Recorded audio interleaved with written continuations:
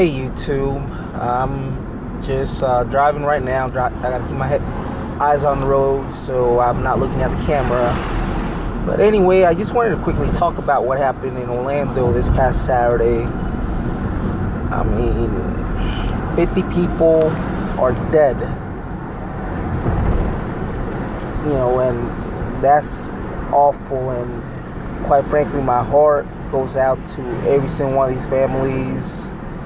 The type of hate that somebody has to do what this person did is ridiculous, and it's really sad. I mean, it genuinely is.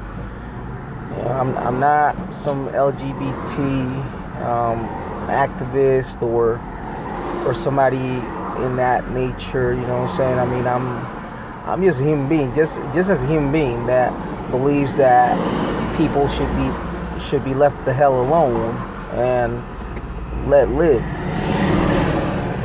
It should be appreciated by anybody, and people who are out there celebrating and dancing and having a good time meeting friends should not have to worry about ducking bullets. It's sad. It genuinely is. So what could we have done to prevent this? I don't know. You have some people on one side of the political spectrum that say, gun control, and you have other people on the other side of the political spectrum that say ban Muslims or all kinds of crazy stuff. So you got people on each side saying what could be done. Here's where I stand. Do I think that, if you are talking or communicating with terrorists, that the FBI should take a harder look at you, especially if you're buying a gun? Absolutely. If you are talking about jihad and talking about, that you sympathize with terrorists, you really need to get a second look at it before you're allowed to buy a gun. I heard somewhere that if you're on a no-fly list, the FBI puts you on a no-fly list, you can actually still buy a gun. Really? Does that really make any sense? Buy a gun.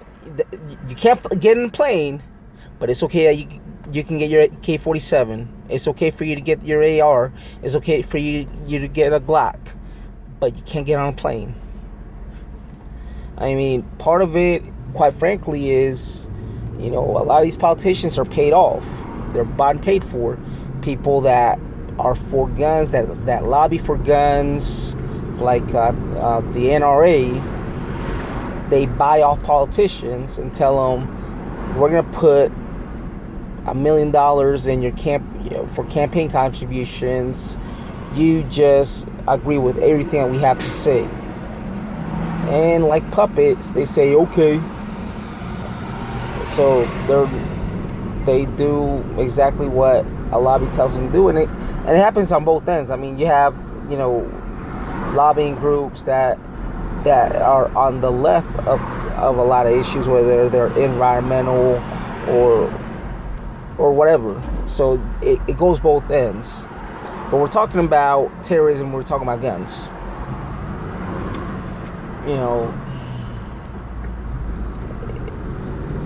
I'm not in the camp of saying, well, we have to call it what it is. It is radical Islamic terrorism. And the reason that is real simple. Whenever some idiot shoots up an abortion clinic, I don't hear people say radical Christian terrorism. It's terrorism, plain and simple. It's awful, and it's terrorism. That's what it is. Doesn't matter what type of terrorism. It doesn't matter the religious affiliation of the people that committed the act is insignificant. What's most important is to prevent from happening and to monitor people that might be doing it. Those are the things that are most important. Prevention and action.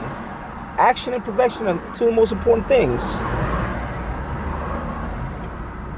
This whole thing about we have to label it something and that's going to make it all better, that's stupid. It really is. Now, that being said, one of the reasons that a lot of people are really hesitant about, banning guns if you're on a terrorist watch list is because, quite frankly, the government doesn't know how to do the jobs that they're supposed to do. I've heard that they've put people that have no business being on terrorist watch lists on terrorist watch lists. I think some lawmakers were on terrorist watch lists, and some other people who just had a similar name to a terrorist were on a watch list and on no-fly list. The government has to get their shit together on that end. You can't expect for people to be okay with being on a terrorist watch, with banning their guns if you don't do your part. I mean, the government's got to do their part, and they got to tighten up on who's on those terrorist watch lists and, monitor them. And if by some chance, you're accidentally put in a terrorist watch list or you're accidentally put on a no-fly list, it should be a very simple process. It should be a very fast process to get your name off that type of list. Because if the process to get your name off that list is not fast and it's tedious and it's long and it's ridiculous, you can understand on that end too. Hey, why should I be, the whole terrorist watch list ain't good, so why are you taking away my gun? It cuts both ways. Me personally, I tend to err on the side of caution. So if it's a little bit of an inconvenience, not huge, but let's say it's a month-long inconvenience that you might not be able to get that bazooka, or you might not be able to get that AK-47, or you might not be able to get that AR for one freaking month. For the government or whatever to pause and take a look at you and what have you, just make sure you're not crazy.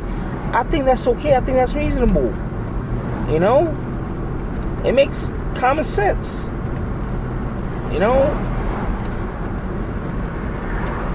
I'm not for disarming anybody, but what I am for is arming all of us with some common sense.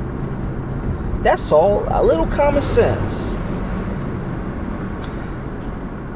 The next thing I want to talk about is hate. Now, again, I say I'm not a gay rights advocate. I've just now kind of recently been okay. I don't think I've been homophobic, but I've always thought it was weird that, a man could touch another man the way a man touches a woman. I've always thought of that just on the sexual part, just weird to me. On the physical portion of it, I don't comprehend it. I never have. I never comprehended homosexuality. But some people are just wired differently, and that's how they were born, and that's who they are. And people need to leave people alone, They genuinely do. I mean, I have a cousin who is gay. The only thing that he wants is to be left the hell alone. He and his boyfriend want to be left the hell alone.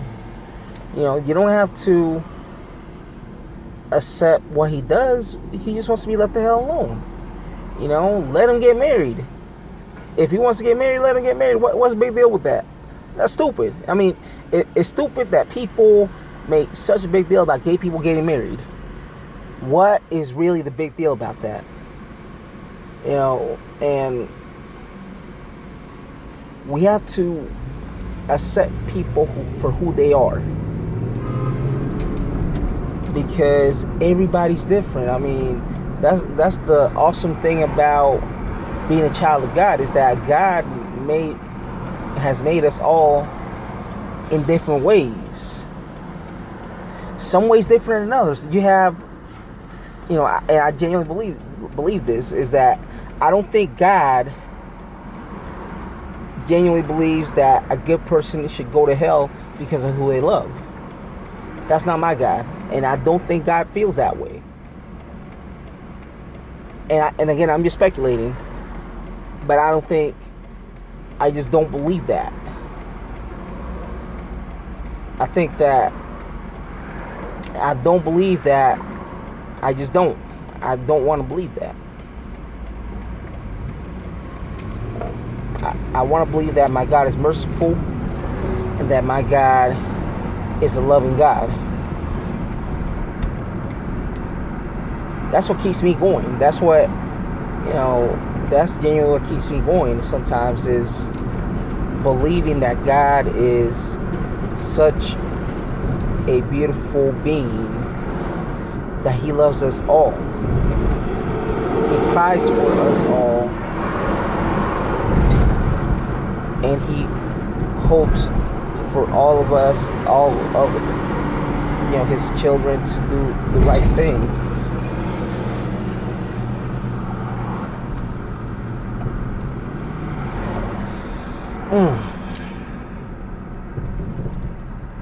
I went to college in Orlando.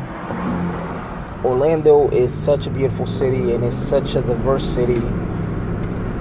It is such a beautiful place. So I have a lot of ties to Orlando. When I first came to the States, I lived in the Central Florida area.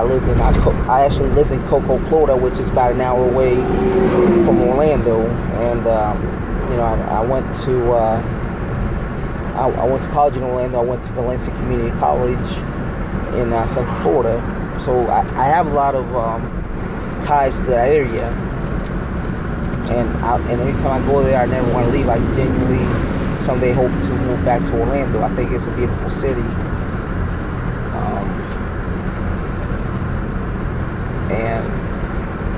And really, my heart just aches, and my heart is heavy.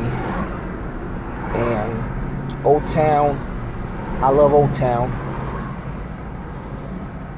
And you guys are gonna be all right.